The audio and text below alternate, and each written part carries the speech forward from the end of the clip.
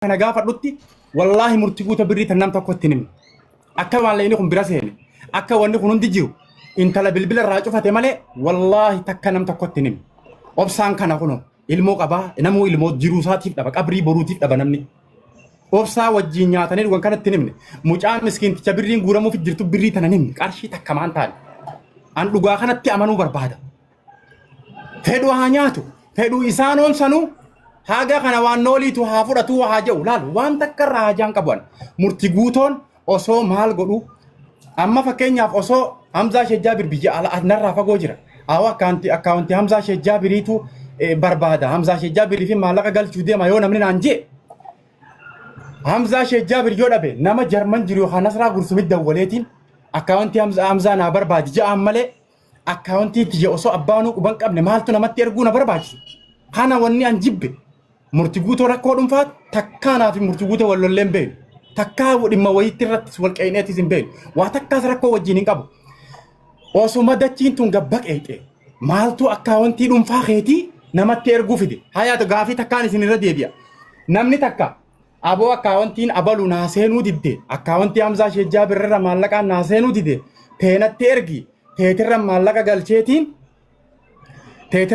galcheetiin ati itti naageessita yoo namni siin jee kunilleen filmaata lammaffaa kun hin jiru namni san hin jenneen murtii guutuu kun raga if mataan isaa ragaa hin jenneen itti aboo akkasitti itti naageessi hin jenneen maallaqa kana murtii guutuu rasiida irraa dabarse haa fidu amma daqiiqaa kana yoo amma as taa'e guyyaa san barbaanna nuti karraa dabre amma yookaan kaleeja yookaan ammoo maallaquma akkaawuntii irra naanna'u jiru maaltu harka kaashiin itti kanne jechuu hoofiti edagis lama dubbate viidiyoon tun kunooti jara kiyya murtii guutoo ani waan abjuu irraa waraabne haasawanaaf inni hojjaa soo daqiiqaa meeqa inni ni beeka yeroo saniin orjinaala booda dogongoraa dhufa booda hawaasa kana duratti namni kijibaa ta'uurra ragaan jiraachuu mala jeetiin viidiyoo murtii guutuu irraa waraabee lafa jirti mucaa maaltu waan kana akkana godhe jennaan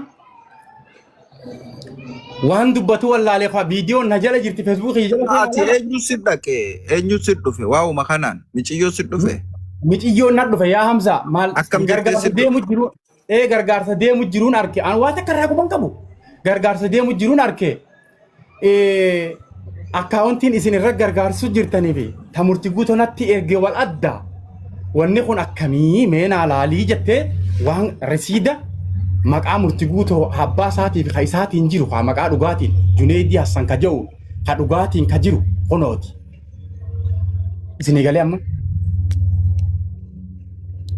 milyoon isinii gargaarsisu jira duraan maaliif murtii guutoo gaafatte miidiyuma irratti agarte isinis haa murtii guutoo dura agarte laal haqaami dubbiin viidiyoo murtii guutoo dura agarte viidiyoo murtii guutoo hoggaa dura agarte dhufteeti murtii guutoo anilleen gargaaruu fedha akkaawuntii natti ergi jettee ta mucaadha osoo harbiin lafa tana gabbaqeexe namni addunyaa tana boru eegee guyyaa sadi eegee akkaawuntii mucaa fidee itti erguu qaba malee maaltu akkaawuntii murtii guutoo itti erguu fide kanuma gaafiin kiyya galatoma Hamzaa isitti dhageenya murtii guutoo ati akkaawuntii nama dhukkubuu kana hin qabdu turte Hamzaa sanuma erguu mala tasaa erguu mala meegaa wanni kun mistake can happen ta'uu mala wanni xiqqaa kana jettanii Hamzaa ajiyatis yoo inuma ta'u nama yaammattee keessaa waan kana godhuu qabda malee Facebook fi asirra baafatanii kana walirra duulu an hamman hin deeggaru.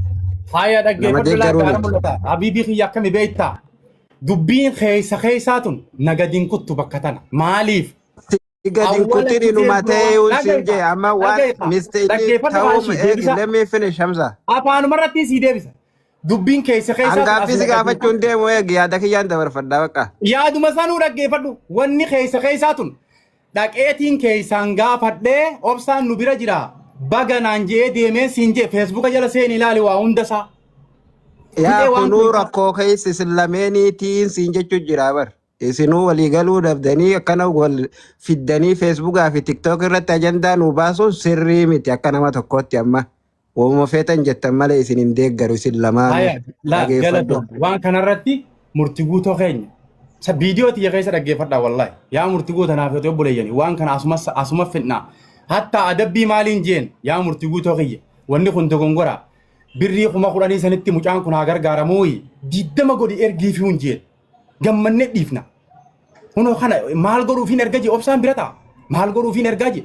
Duuba jara keenya keessaan akka obboleessaa gaafadhe waan godhamu qabu gaafadhe ani gargaarsa obboleessa kanaatiif ana isaa obsaa dabbaalii waliin gargaarsa kana dhiibuu jirra. Waliin gargaarsa kana dhiibuu keessatti booda gizee wanni akkanaatu jiraat obsaan maqaa kanaan ka'a. Ani maqaa kanaan ka'a. Murtii guutuu nutti nimne achumaan zimje dabbaal maqaa kanaan ka'a. Wanni kun salphina gargaarsa keessa gaafate heessu ummata dura summunii takka argachuufi miti. Rabbii guyyaa qiyaamaa narra gaadha boru qabriitti kophaan ciisa. Halkan za'aa 8 za'aa 9 as gubbaa taa'eetiin yoo namni jaalatee hooyina asirratti hooyina xixiqqaa takka takka akkasinnaa ol darbe malee aduun haga baatutti warabbul ka'abaa hanga hirriibni ga'utti as gubbaa taa'eetiin gargaarsa ummataa osoo guyyaa tokko summunii takka hin fudhatin namni hundinuu mataa isaa ragaa baachuu danda'a. Tanamaan jennaan osoo guyyaa takka summunii takka hin fudhatin hawaasaaf asirra taa'aa bulee obsa bayani tirraa naame. Oi gashi waa kursii tanarra taa'aa bulee hogga hirriibni geeliibii tana cufee hogga gargaarsi namaa san gar tokkobbe achi deemee gacciisa. Takkaa rabbi summunii natti haraam godha. Takkaa beellama namaa wajjis haganaa walitti isin qaba hagana narraa furadha. Takkaa beellama kanaa seeneen beekan. Maaliifi murtii guutoon osuma akkaawwantii tana mucaa magaalaa keessa isa jiru bira jiru takalee bira dhaqee bira deeme irratti achi dawwalee akkaawwantii irraa fuudhuu danda'u maa akkaawwantii isaa erge.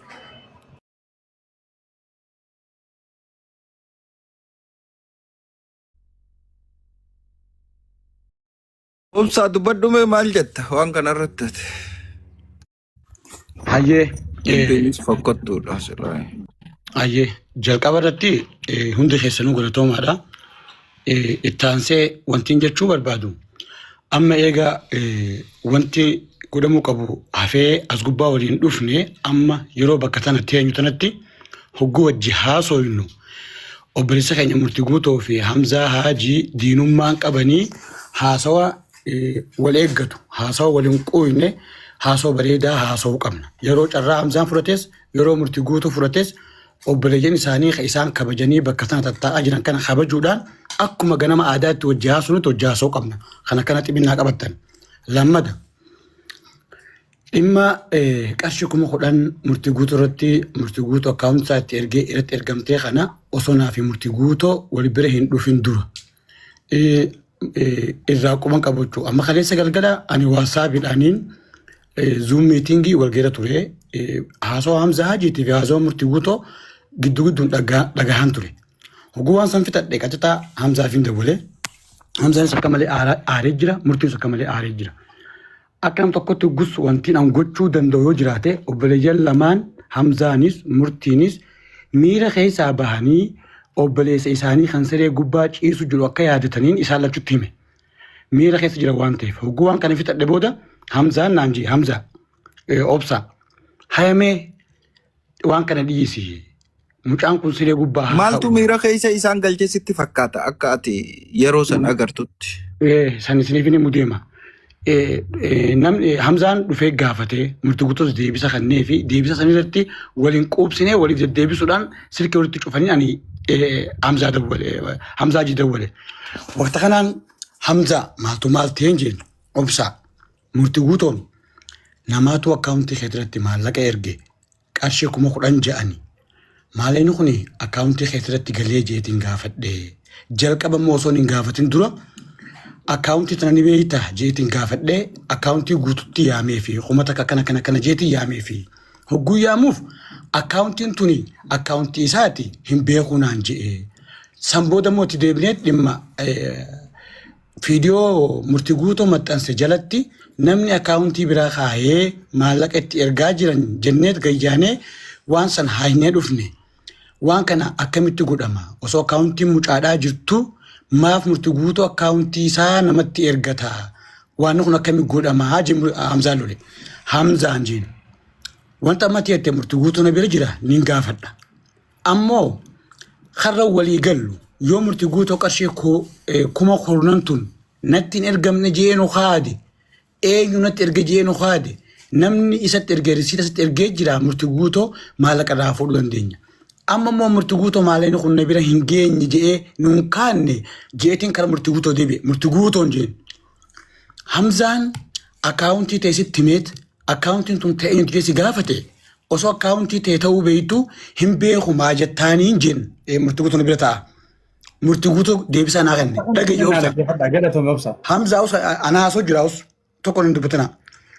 Hogguun akkasumas murtii guutuu jalqaba akkaawuntiin tun teetii je'ee na gaafachuu osoo hin ta'in namaatu dogongoraan fiidiyoo ta'e jala akkaawuntii fudhatee maallaqa itti erginaan je'ee eenyu namni dogongoraan akkaawuntii san maxxanse ani akkaawuntii nama ergisan hin beekuun je'eeni. Haya akkaawuntii ta'e guus him kuma takka jeeguu akkaawuntii si lakkaawoo akkaawuntiin tun teeti juneedii jetti akkaawuntii tija maaliif hin ji'iniini jeetumaan afaanii afi gaafadhe. Wanti niin ani isaan akkas hin ji'iniin jalqaba akkatti na gaafates akka nama gartee maalana tokko si bira gahee jira eega si bira gahee bakkaan geessee jirtaa jee na gaafatu osoo hin ta'in dura koomantiratti si jalaa fudhatanii akkaawuntiidha. Akkaawuntii koomantiidhaa fudhatanii ergan jee san booda immoo akkaawuntii tun teetii naan jee wanti inni na gaafateef waan biraati. Maallaqa kana na bira seenaan biraan gahuuf nan gaafanne anis kallattiin deebisuun barbaanne saniifin akkaawuntiin tiyyaa miti jee ni naan jee haaya murtii sirriin goone.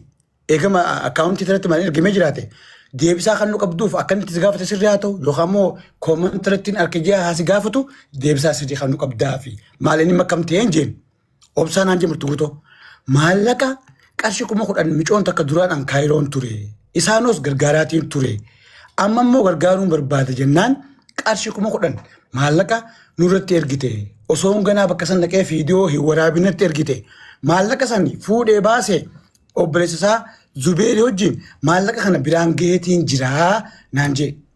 Haya Hamza inni kana ja'a atis akkana jetta dubbii tun dubbuma asitti ol aarsuu qabnu siif inni waliigaluu dadhabdanii isa lamaan kun dhaabaan jeen. San booda fudhatiin bilbila Hamzaa bilbilaan eegaan Hamzaa hojii yeroo dheeraa haasee booda bilbila fuudhee murtii kanne. Afaan nagaatti wal dubbisaa hammaan dandeetti waan kun akka gadi hin baane jee. Waliigaluu dadhabaniiti murtiin amaluma saati murtiin akkaan jarjare irraan jibbiilleedha tasgabbaa'ee hojjaase hojii ni jarjare Hamzaan akkaan aare waqti kanaan jeen gaamman Hamzaadhaan Hamza anaa bakka tana jira amma lafaan quban qabu yoo maalleen kun boru afaan kijaaniin gurbaa bira dhaqee maalleen kun si bira geemoo hin geenye jee gaafadha yoo isa biran gahin murtiin maallaqa mucaadha akka kan nu goona yoo bira gee biraa gahee jira amma waan guddoon dhimma murtiin akkamitti akka osoo akkaawuntiin deeggarsaa jirtu akkaawuntii biraa kannee fi maallaqa firatti ergisiisaan sirriidha akkaawuntii isaa kan nuun qabu ammoo obboleessa waggaa 3 guutuu siree gubbaa ciisu jira yeroo namni biraa dhabametti arkamnee fi anasii Hamzaa Ibrahim Dabbaaljii Murtiijii namummaan qooda keessaa qabu hundinuu qooda qabna. Hawaasni keenya kun diyaasporaan keenya kun amanamummaan dhabamtee maallaqa namatti ergamanii nyaadhamanii tolootummaan tun baddee nama akka itti erginu itti gargaaramtu wallaallee amma xiqqoo wal gargaaruun tun dhufte wal amanuun tun dhufte wanta xiqqoo tanaan gabbaafnee hawaasa kana burjaajeessinee deeggarsa mucaa kanaan gufachiifnu ana obboleessa keetii siin jee yoo murtii guutuu illee balleesse murtii guutuu keessoon gaafanna kuma godhan sanis deebisnee wanta kun akka sirriin ta'e wal dubban yoo didee hoo gabbaanee saaxilla ammaa miti naa bulchii.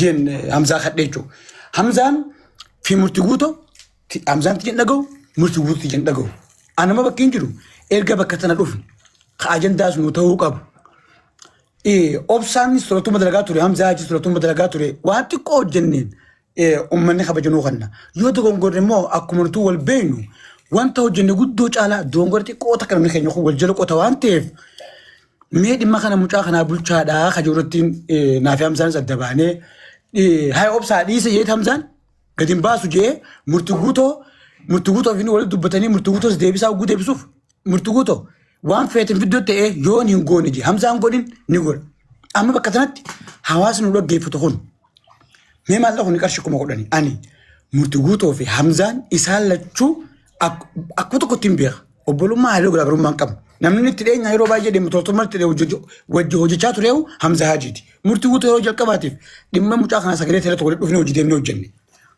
Dhimma kana qarshii 10,000 osoo 100 ta'e amma akka ajanda waan hin fudhu.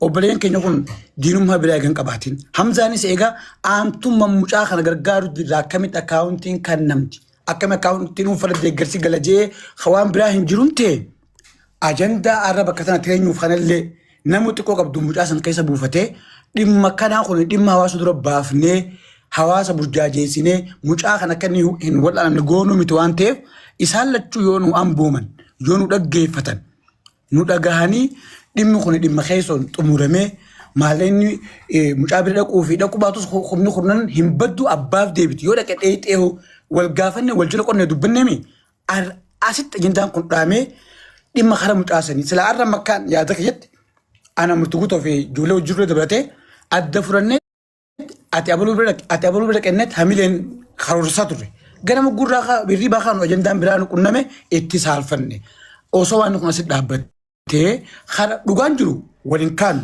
irra diddibnu Hamzaan balleesse gabbaasuu tamurtu guutoo balleesse kuma kudhan akkaawunti salatti galte oguu Hamzaan gaafatu Hamzaa abaluu irratti ergee qarshii kuma kudhanii biraan gaheen jira isin yookaan obsattis himuu yookaan immoo ol baasuu dhabuun akka tokkotti hubachuu dandeessa. Kanaaf akka tokkotti hubatte malee biraan gaheen jira osoo jee dhumte wal afaan deeffachuurra. Kanaaf kana murtiin dogongore Hamzaan immoo gabbaasuun qabu inuma abaddan osoo kuma dhibbata kaa'u ta'e san booda haasofna malee mucaa kana eegganni fayyee booda nuu ta'uu qaba ture ajandaan kun ajandaa kun gabboo hin qabu akka jetti ajandaa kana namoonni nu keessa jirtan isin dura haasa'uulleef dhiifamaa osoo nu ajjeeftanii kara deeggarsa mucaa deebisneen jedhan. Galatoomii. Yaa dhiifama tara takka obsaan haasa'e mee obsuma bayaanitti nachi deebisee gaaffii lama gaafachuufadha. Obsaa jirtaa? Nin jiru. Tole. Haasa'u amma haasa'ite kana keessatti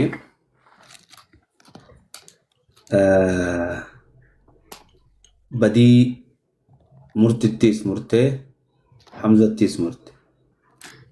Kasimi? Badii Hamza murte maali badii murte maali? Okay, dubbadeen ture irraan deebi'aa? Gabaasiteetu makkanaa dhoyitee haasawatti fufuun fadhe. Haasawuma jiddumannaa dhoyitee. Haasawaa eegaluu fadhe. Badiin murtii guututti mure akka inni itti nagaafate maallaqa ani jalqabumaa akkaan ani hattuute maallaqa nyaadhetti adda baafachuu dhufe malee akkaawuntii kooma ammas jalqaba akkaawuntii koomanti irraa fudhatanii dogongoraan maallaqa itti erganii an akkaawuntii immoo achi gubbaa kaamtii furdan kana hin beeku miira jedhuun walitti buune.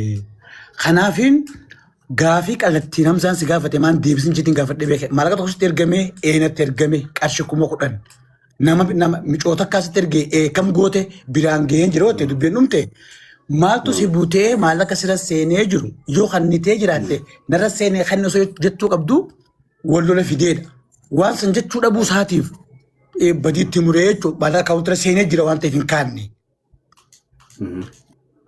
Hamzaan immoo arra kanu jidduu jiru mucaa dhukkubsatee siree gubbaachisu jiru. Wanti hawaasa tokko taanee har tokko waan tokko waliin gargaarsuu qabna malee rakkoo jirtu laal hanna wal dhooysuu dogongora jiru waliif suphuu irra dibnee bira kutuu osoo hin tahin dhugaa jirtu walitti himnee kuni badi jennee walitti himuufis yeroo qabdi arra immoo naafis waliin taanee murtii guututtis himnee na bira jiraaf dhugaa isaan dhooysu waan ta'eef kuni badiidha maaf deebisaa sidii kan nu baattaa jennee dhugaatti himna ammoo ajandaan kun gabbehee deeggarsi mucaa kanaa gufachuun qabu gadi hin baasiniin jina qo obboleessa isaatti ana obboleessa isaati badiin inni gabbaasu tanaa jechuudha. Gabbaasu tanaa jechuudha gabbaasaadhaan. Thank you bulee obsaa fi waan gaarii jette laa wanni niin tana kaaseef jara keenya poointii tanarra akka obsaan deebu wanni niin ani fadhee fi bakka tana misunderstandingii jira jechuu isin garsiisuu fadheeti. Murtiin wanni inni gartee akkasi butamee fi maa dhufee karaa kanaan nagaafataadha. Okay. Inninis ana maal na godhuu fadheedha. Inni immoo akkam na godhuu fadhee jidduu tanatti misunderstandingiin taate. Jarri lachuu gama lachuutiin akka ifii hubatetti hubatee dubbiin jidduu tanaa lola taatee buqqaatee jechuudha.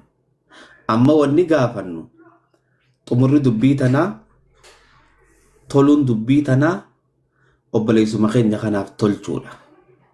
Obboleessa keenya ka gargaaraa jirru kanaaf tolchuudha. Hamzaanis akkamitti obboleessa keenyarra kana dalagaadha. Murtiin ammoo namaan an ifiifuu bira dhaqee namaahu dubbisu jiruuf akkami waan akkanaan irratti yaadaadha. Si gade misunderstanding bakka tana wanni jiru jala. Bilaa ustaazan gaarii xiqqishoon hin sirreessa laa dhiifama naa godhi. Dubbiin bakka tam turte beeyta.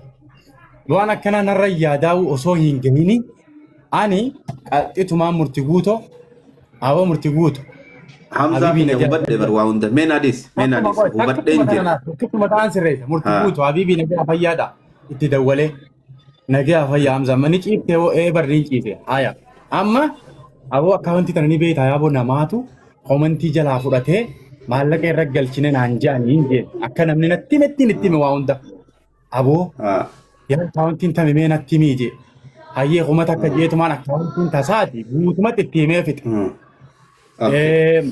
Maqaas ittiin hime Junaydii Hassan jetti jeen amma as garagalee bakka kanatti awoo hin beeku hayyee naan jee awoo komantiitee jalaa fudhatanii je'anii yaa wanni tun akkami murtii guutoo dhugaadha dhiiroo jennee anaa fi murtii guutoo walumaan taane silkii isaa naabanee bakka komantii dheeyne hin agarree baran naan jee riippilee godhee komantii nama tokko akka biraa akkaawuntii kaaye akkasumatti akkuma namni jedhu dubbii sanii dhuguma taate amma gisee komantii murtii guutoo jala dheeyu akkaawuntiin biraa birrii wajji tolte akkaawuntii guutuun achi jala teessi yaaboo akkasuma wayii fudhatanii erganii jeetiin awwayiin quba qaba garuu murtii guutoo dubbii tana quba qaba.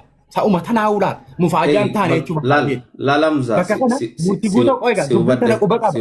Akka ergees akka raggaltees akka wanni kun hundite quba qaba.